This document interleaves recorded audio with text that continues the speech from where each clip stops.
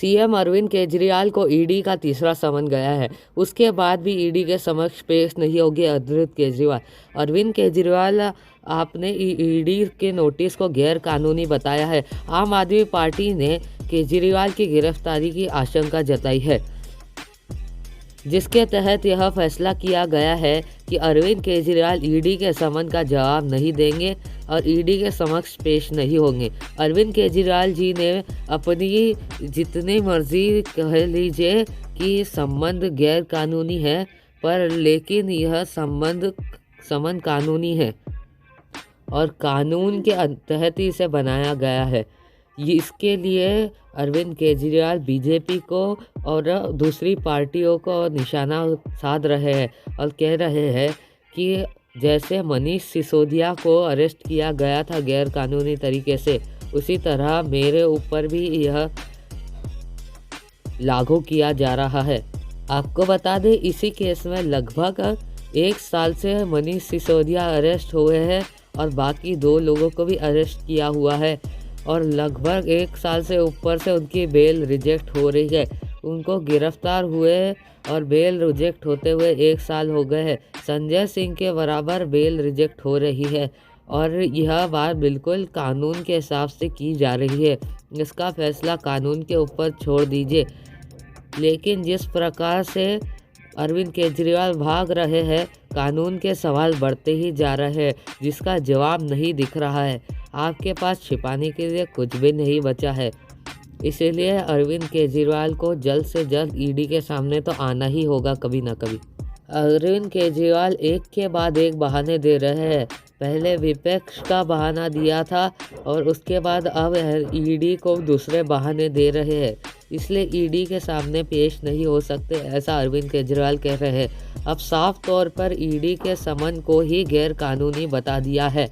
सवाल यह आ रहा है कि अगर अरविंद केजरीवाल पेश नहीं होंगे तो ईडी आगे क्या कार्रवाई कर सकती है। देखिए, सीधे तौर पर पिछले कुछ दिनों से जिस तरीके के हालात बने हैं, आपको याद होगा अभी 2 दिन पहले ही जो राष्ट्रीय कार्यकारिणी और राष्ट्रीय परिषद की बैठक हुई थी आम आदमी पार्टी की, और उसमें बात का जिक्र किया गया था कि आखिर अगर ईडी की तरफ से नोटिस आता है या फिर गिरफ्तारी की बात जो बार बार की जा रही है, तो अरविंद केजरीवाल गिरफ्तार होने के बाद भी शासन चलाएंगे।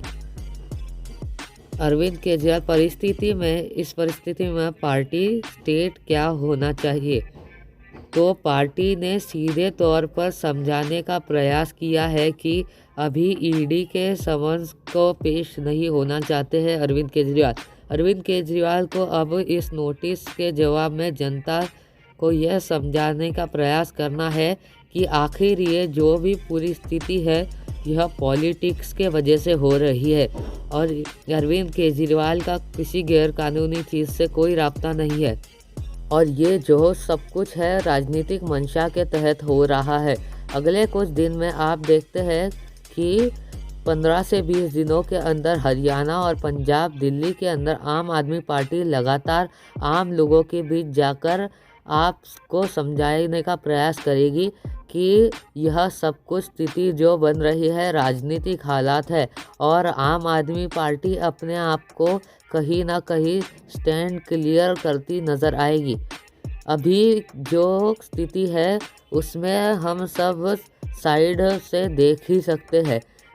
इसमें अगर अरविंद केजरीवाल ईडी के नोटिस का सही ढंग से जवाब नहीं देते हैं और पेश नहीं हो पाते हैं तो मनीष सिसोदिया की तरह और संजय सिंह की तरह अरविंद केजरीवाल को भी अरेस्ट करने की संभावना है।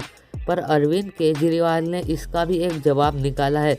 अरविंद केजरीवाल ने अपनी पूरी दिल्ली में सर्वे कराया है और जिसके तहत यह रिज़ल्ट दिखाया जाता है कि 98% लोग ये चाहते हैं अगर अरविंद केजरीवाल को जेल भी हो जाए तो वह जेल से शासन चलाए, और इसके वजह से अरविंद केजरीवाल को इतना कॉन्फिडेंस है। और दूसरी तरफ पॉलिटिकल मोटिव के वजह से यह अरविंद केजरीवाल की सियासी हरकतों के वजह से यह ईडी का समन और भी अरविंद केजरीवाल के लिए ख़तरनाक होते जा रहा है। अगर आपको ऐसे वीडियोस और देखने हैं तो वीडियो को लाइक कीजिए, चैनल को सब्सक्राइब कीजिए वीडियो को शेयर कीजिए दोस्तों के साथ अपने, और कमेंट बॉक्स में ज़रूर बताइए कि आपको ये वीडियो कैसा लगा।